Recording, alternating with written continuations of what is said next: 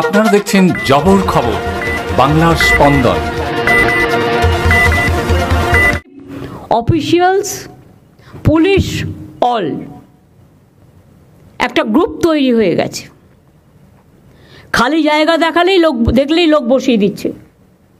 বলুন তো, একেতে central government টাকা দিচ্ছে না, তারপরে আমি কটা রাজ্যকে টানবো?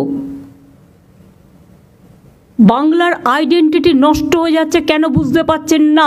আপনার টকের টাকা খাওয়ার জন্য এবং আপনাদের টাকা খাওয়ার জন্য।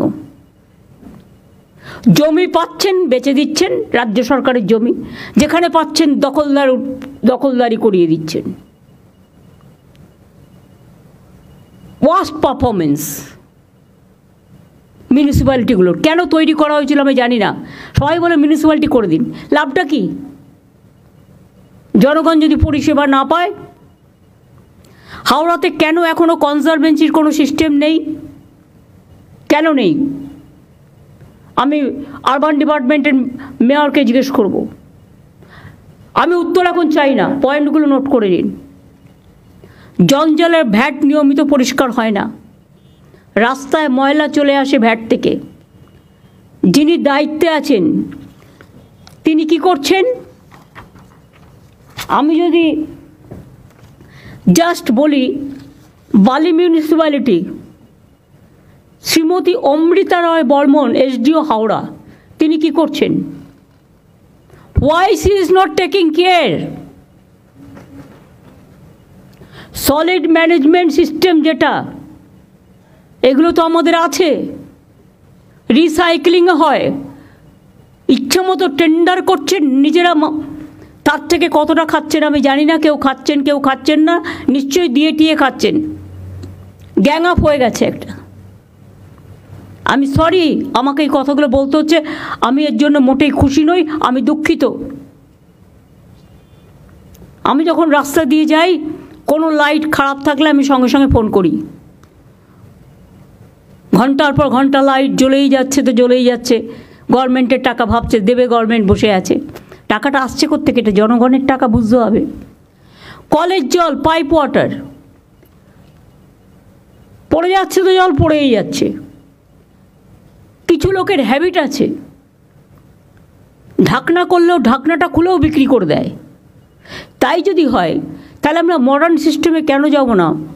যে যখন আমার বালতি পড়বে বা হাত তুলে আমি জল পাতবো, তখন সেটা চালু হবে, তারপরে সেটা অটোমেটিক্যালি স্টপ হয়ে যাবে।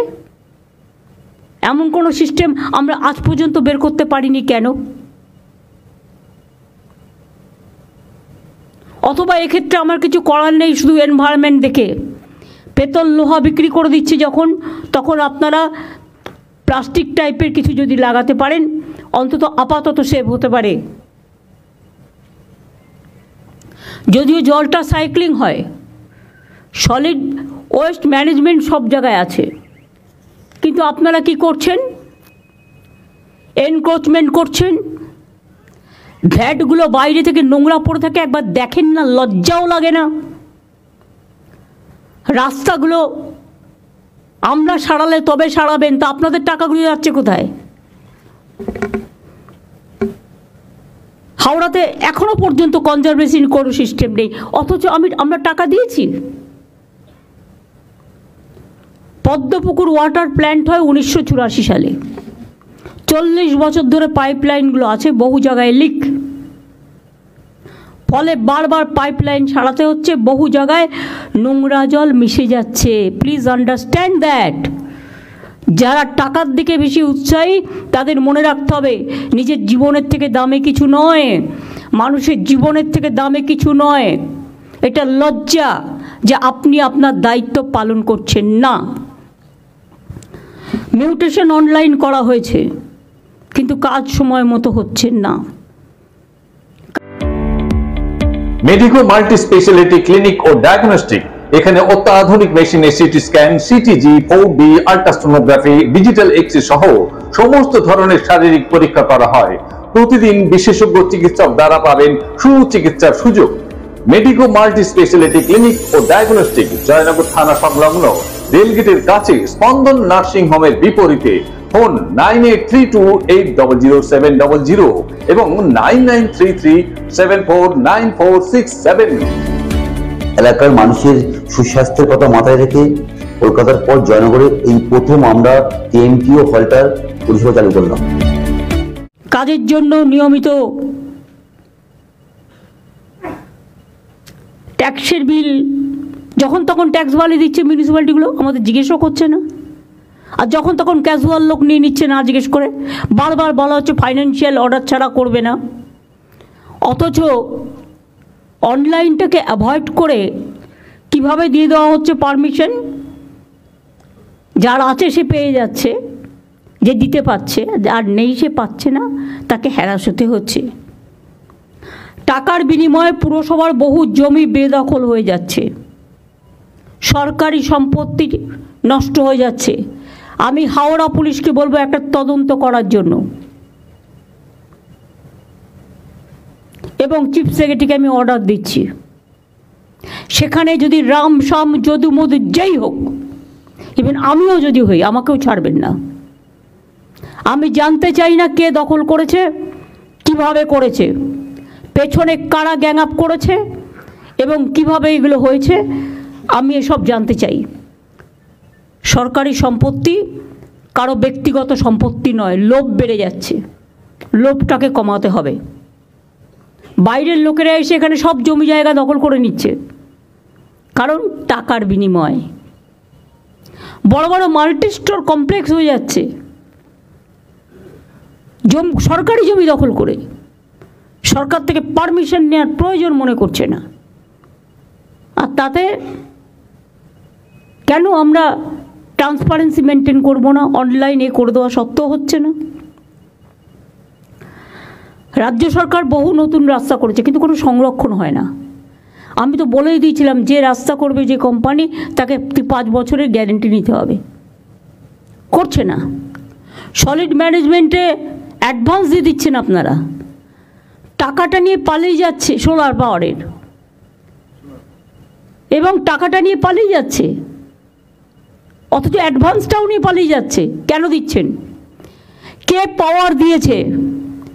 এই পাওয়ার লোকালি আর হবে না।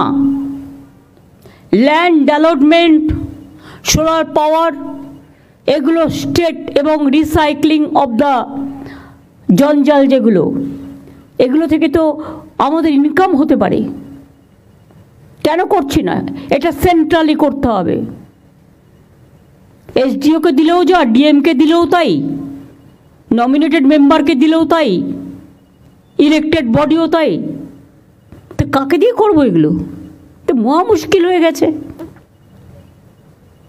এইগুলো দেখবার জন্য দরকার হলে আমাকে যারা এই কাজগুলো জানে, কর্পোরেশন এই দায়িত্ব পালন করছেন না, শুধু কর্পোরেশন বললে হবে না, মিউনিসিপ্যালিটিগুলো দায়িত্ব পালন করছেন না, ট্যাক্স বাড়ানো ছাড়া, আর বিল্ডিং তৈরি করা ছাড়া, আর লোক বসানো ছাড়া।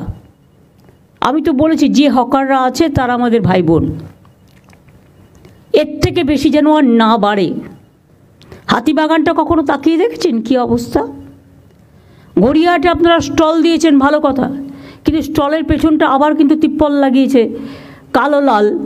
সেই জন্য এমন কিছু সিস্টেম করতে হবে যাতে ওটা দেখতে ভালো লাগে।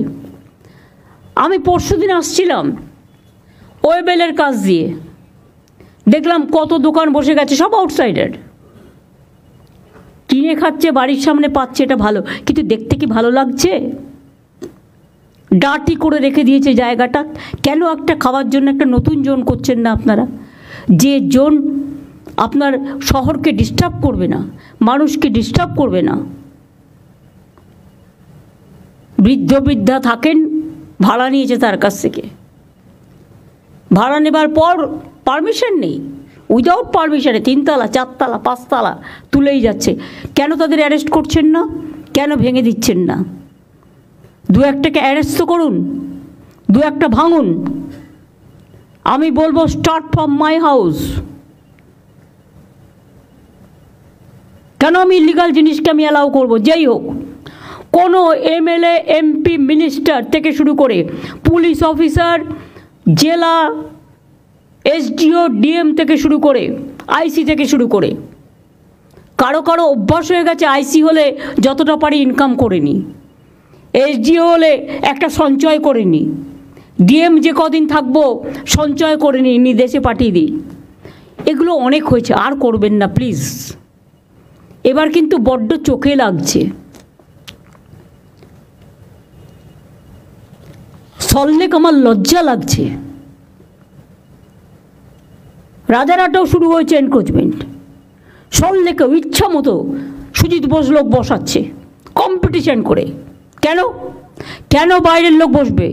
এআরডি অফিসের অপোজিটে, যদিও আপনাদের আমি ছবি দেখাই ভাববেন না যে আমি উইদাউট কাগজপত্রে আপনাদের কাছে চলে এসেছি।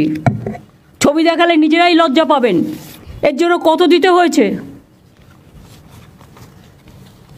এই একদম পুরো এআরডি অফিসের সামনে সব এনক্রোচমেন্ট হয়ে গেছে। একটা করে তিপ্পল লাগাচ্ছে, একটা করে বসে হচ্ছে, একটা করে তিপ্পল লাগাচ্ছে, একটা করে বসে পড়ছে। কেন? ওয়াই?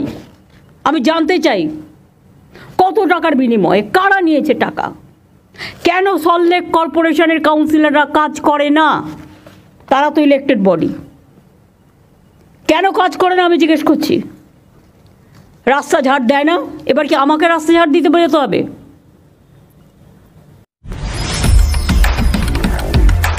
জয়নগরে এই প্রথম সরকার অনুমোদিত 100 শয্যা বিশিষ্ট নার্সিংহোম স্পন্দন মেটার্নিটি এন্ড নার্সিংহোম। এখানে 24 ঘন্টা আইসিসিউ, এনআইসিউ, ডায়ালিসিস ও সকল প্রকার মাইক্রোসার্জারি, ইউরোসার্জারি সহ অত্যাধুনিক শ্যামযুক্ত মডিউলার অপারেশন থিয়েটারে স্পাইন, ব্রেন ও অর্থোপেডিক রিপ্লেসমেন্ট সার্জারির সুব্যবস্থা আছে। এখানে সম্পূর্ণ বিনাব্যয়ে Swasthyasathi, west Bengal health scheme ও অন্যান্য মেডিক্লেমের চিকিৎসা অপারেশনের সুবিধা পাবেন। Spandan maternity and nursing home, NABH accredited hospital, Thana cross road, Joynagar, Majilpur, Dakshin 24 Pargana. যোগাযোগ 0321822850 ও 9732607328 এবং 9647346036।